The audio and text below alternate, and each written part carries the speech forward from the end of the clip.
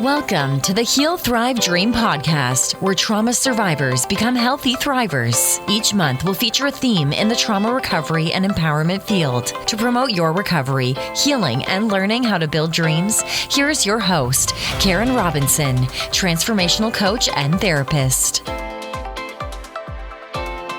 Hi there. Welcome back to the Heal, Thrive, Dream podcast. Our guest is Amita Sharma. Amita is a co-founder of Nourish Doc, a holistic wellness platform focused to empower women in peri-menopausal years and beyond. She has developed cultural sensitive, affordable, innovative self-care apps. Amita is helping serve women around the world. So, Amita, I would love for you to tell us about that as you speak. First, I would like to know if you have any personal traumas that you feel okay to share today. Because as we talked about earlier, a lot of the women that come on the podcast who have a heart to serve women have also been through some tough times. Anything you'd like to share? Yeah, absolutely. So, my generation of women growing up in a place like India at that time, education to women was very limited. So just being born as a girl child, trying to go get through the education with my family was a struggle. My dad had to fight with his family so that he can send me to the best school, as an example. And then, my parents left to Africa in Algeria, and I was kind of there for 7, 8 years, or almost 10 years by myself in a place like India, in a boarding school, where I had to go and, figure out how to catch the trains, go to my relatives. So that was at the age of 13 or 14, a young teenage girl in India going by herself. Was, you can imagine, the chances of getting raped, the chances of getting molested, the chances of getting all kind of things. So I think that was very traumatic years for me, growing up as a teenager in a place like that country, where I had to figure out, all the logistics. So then after that, I decided, okay, I need to get out of that country. And that was not a bad experience, but enough trauma for me. And I wanted to come to United States, and I got admission here and got married. And I was never, supported by my husband's family. They never accepted me. And that was another trauma. And that used to be a common, in-laws, mother-in-law or in-laws are never, they usually come around after a few years, right? So here I was, they always looked down on me, talked bad on me. It wasn't like a physical violence, but enough verbal abuse that happened for many, many years. In fact, even now, I think so. And here I was trying to always please, because I was a pleaser. So that, I think, it was very difficult for me to accept that I can be abused from someone who is less educated than me constantly, and I'm trying to please that person all the time, and that person never gets pleased, even after the birth of my 2 kids. And I thought, if I produce son, in those cultures, son is considered to be like, how it is a patriarchal society, in fact, all over the world for that matter. I will be accepted, and that hadn't happened. So having put my kids, trying to grow up in a country here, not really with the family that normally, you are used to, I think that was a huge trauma in my life. And the things started changing a little bit. I decided to go back to India about 10 years back, taking my kids so that they can grow up in a culture, because I wanted them to feel a little bit of a community feeling, feel a bit of family. And I saw these women, house helps, who were so traumatized, who were abandoned from their husbands, who were literally on the streets, right? Like here, homeless. And they had so much confidence. They're working in our home as a house help, and so much confidence to lead their life and let go of their husbands or whoever is giving them trauma.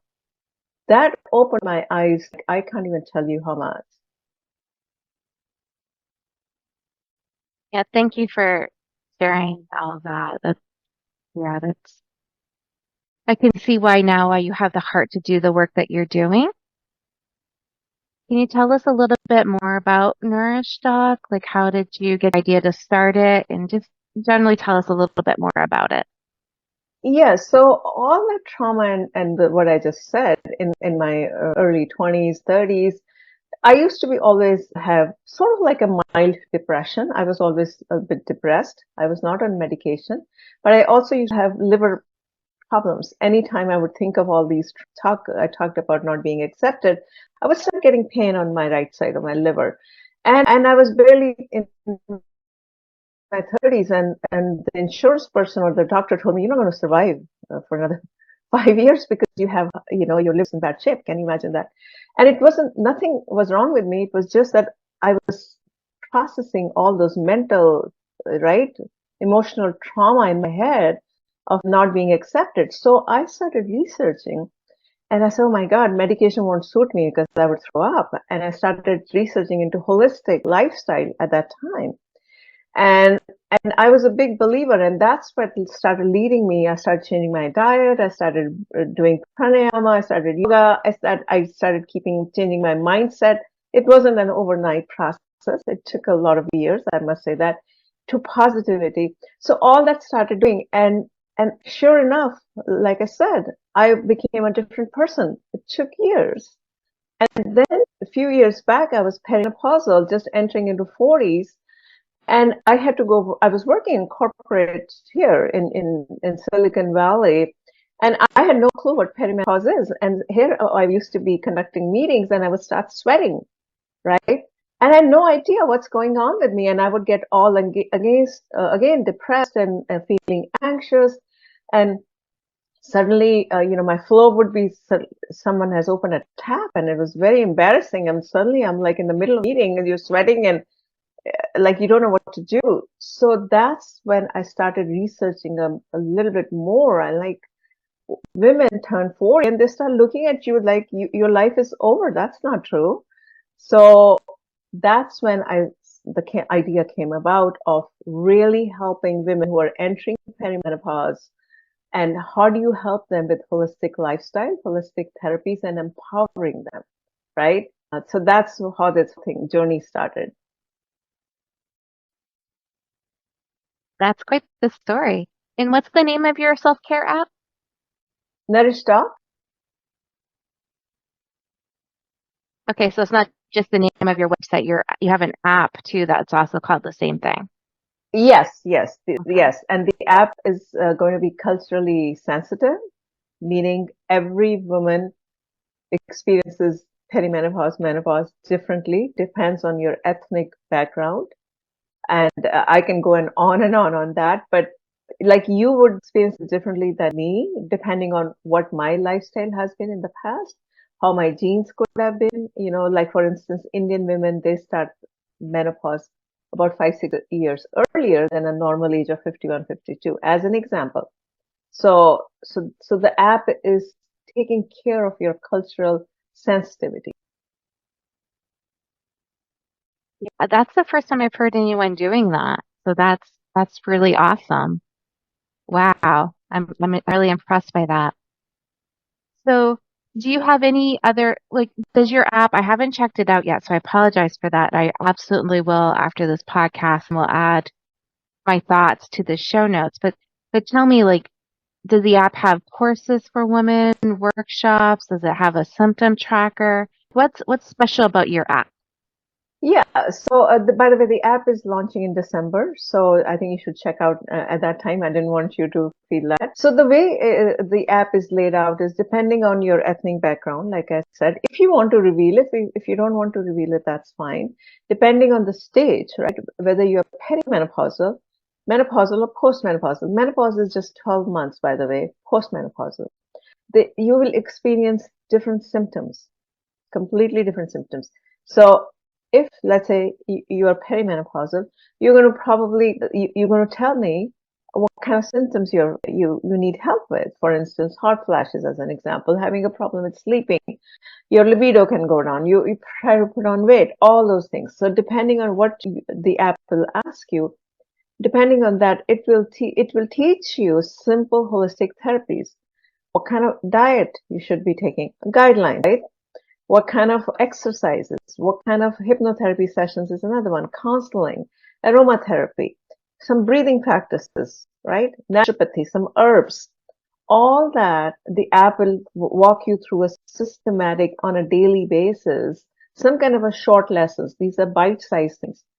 They are of videos. What we've gone through is we've gone over all over the world and partnered with over 3,000 plus holistic global experts. And the experts would be talking about it in short videos, 2 minutes or something. Then there could be a quiz, there could be some kind of infographic. The idea is to teach you, right, to empower you so that you can start taking care of yourself according to what bothers you. Now, this is a simple app and we're pricing it at so affordable. It's like $5 per person per month. It's no brainer for all the women to learn how to take care of themselves. If someone wants a personalized, because, like I said, every woman is going to be different. You are going to have different symptoms than I will. Then we can put you in consultation with a naturopathic doctor or, a holistic expert who can map out your entire holistic plan according to your symptoms. The key is getting into a daily routine, setting a daily routine. That is the key. And also there are a lot of other things. Your diet has to completely change when you get at that age. So app is going to show you guidelines. It's not going to be med advice, of course, for $5, right? But after that, if you want to go to the next step, we have the capability that you can do that. That's so great. I can't even tell you. I love that. And it is very affordable. Before we started airing, you were talking about different places in the world that you're empowering women. Can you share that too? Yes. So my goal is, as I shared a little bit my personal story, is and I got so inspired from a house help who was working in our home as a cook that I thought I have to do something in my life. At that time also, I thought about it. So many women, especially in rural parts of the world, whether it's India, Pakistan, Sudan, now Israel, right? They don't know how to take care of themselves. So one of the things what we're doing is we're partnering with nonprofits all over the world. In Pakistan, in India, we're talking with someone in Sudan. We're also talking with Israel, unfortunately, what has happened, to empower these women to start taking care of themselves, their mental health. Most of them have been abused. They're still being abused, physical violence or domestic violence by their husbands or their husbands' families. It's very common in that part of the world. And they have no clue at all to take care of themselves. And so that's what we are doing is partnering with nonprofits, making it so affordable. These women understand and then they empower themselves. They start taking care of themselves so that they don't fall into osteoporosis and all kind of chronic conditions as they get older. So we're working with a lot of nonprofits right now. Very, very cool. Very good work. I know my articulation with verbs today or adjectives is off. I'm a little tired. That's okay. That's okay. Tell me, how's your liver now that you've been healing yourself and working to heal other women? Did your liver heal? Yes, and that's the strangest part, right? Knock on wood, I'm more healthier than I used to be in my 30s. I feel much better. If I share my Awesome. picture of you in my 30s, I used to be, all the things. It wasn't like just the weight part. The way the way you express yourself, your mindset, right? It's not just one thing that changes how you feel, self-esteem, your confidence, the positivity. I feel much more alive now because I had to get rid of that whole in my mindset of trying to please someone who's never going to be pleased, right? And we women are always trying to please someone. We need to. I know that's huge for women. Yeah, It you doesn't nailed that. matter. It doesn't matter which part of the world we're coming from. And that's what is shocking. I thought when I would go to US, United States, America, I would be liberated. I'm like, women all over the world, unfortunately, we all think similar, right? It doesn't matter where we are coming from. I agree. I totally agree with you. Yeah. Yeah, I think women in America and Canada and some places in Europe often have more opportunities, but it's still very patriarchal. Yeah, it is. And things are changing now. It's not that things are not changing. Things have changed a lot since for the last 20, 30 years, but still women have to work harder to be accepted everywhere. That's that's just the way it is. Yeah. So for our listeners, Amita mentioned that her app will be available in December. So we are recording this episode in 2023. It's going to be published in 2024. So by the time you're listening, the app is going to be released and all the kinks will be worked out by then because there's usually kinks with anything new. So I hope that you check it out. It's Nourish Doc. What else, Amita, do you want people to know about you and your work? Like if someone had a question for you, what's the best way to reach out to you? Yeah, so I would say that my personal story. Sometimes you feel this is it. I can't do anything more. I felt like that about 10 years back. I was working with corporate and it used to be dead end jobs, very high paying, but I felt that I could never reach where I could have, being a director or a VP or all that stuff. And I just kind of kept going and kept going. And then suddenly this idea came of Nourish Doc, right? And then I said, oh, okay, let me try it out. And it wasn't easy, it takes time. So never give up hope is what I'm trying to, my message is to you. Sometimes it looks like, oh, it's a dead end. I personally felt it because I had to go and work with, 20 something and try to behave like, oh, I'm still cool, all those things, right? We women try to always fit in. So my message to all the women is try to internalize, talk to your heart. Ask yourself, what is it that you want to do, where you are in life, and try to follow that passion if you can. Sometimes you cannot, but if you can, try to do that on the side. So that's my biggest message that I did that, and here I am, working all over the world, helping all these women and nonprofits, and I could have never even thought about this if you asked me this question, even 1 year back. But I kept trying. You keep trying to what you want to do. And in my case, I really wanted to reach out to some of the women out there in villages and rural areas of the world where there's no hope. So to reach me, you can reach simple hello@nourishdoc.com. Let's say that one more time. How Hello, to reach you? Hello, hello@nourishdoc.com. Oh, I love that. Yeah. Okay. Now, for women who have so much on their mind that they're just kind of going through the motions and they're not even looking at their physical. Like I know menopause is physical, mental, the hormonal piece. Yeah. For women who have so much on their mind, is this a priority they should make? Why or why not? It's very important. See, if you do not let go of all the emotions, whether good or bad, you're going to start getting sick. That is how important and priority it is, whatever it is. And don't blame yourself. That is what we women do. We always, oh, it was my fault. Oh, I could have done this, something like this. Such a high priority for all the women. You have to self-love, self-care.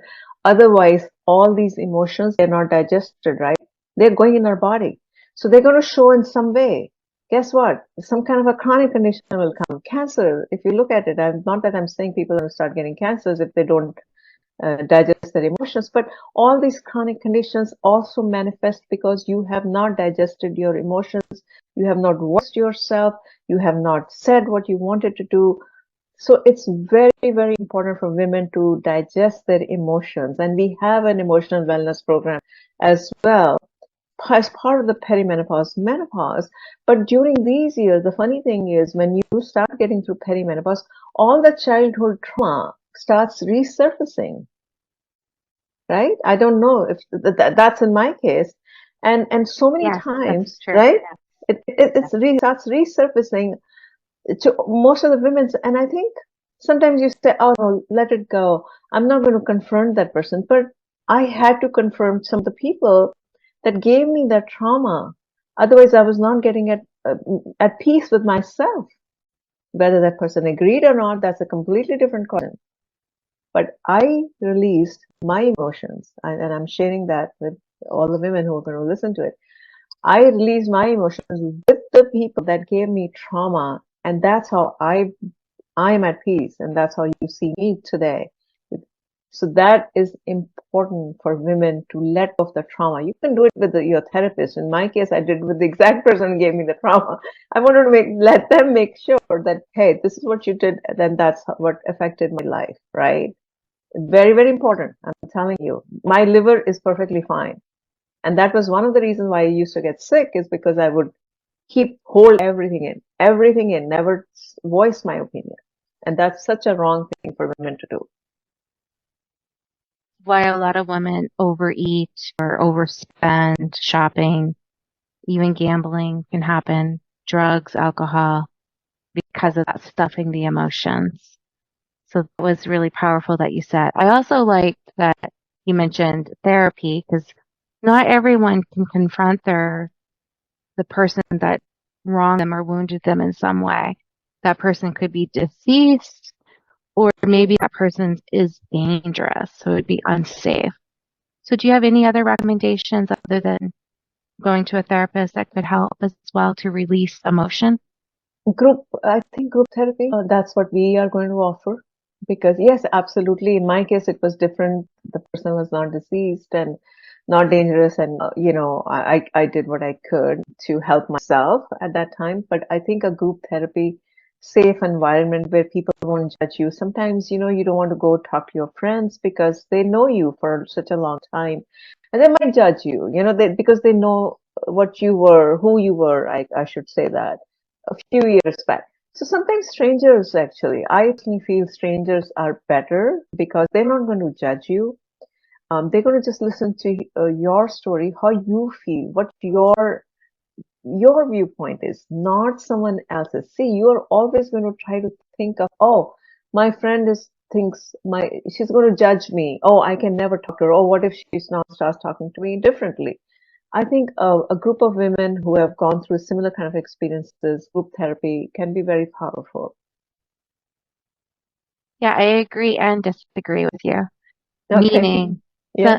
sometimes there are good friends that you can confide in, but I think you're right that some friends are judgmental, so you got to be choosy in who Yes. you share with. But I really love the idea of sharing in a support group.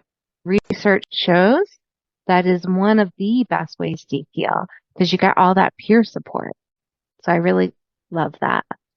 So as we wrap up today, do you have any final comments or words or inspiration you want to pass on today? Yeah, like I said, self-love for women, that is so important.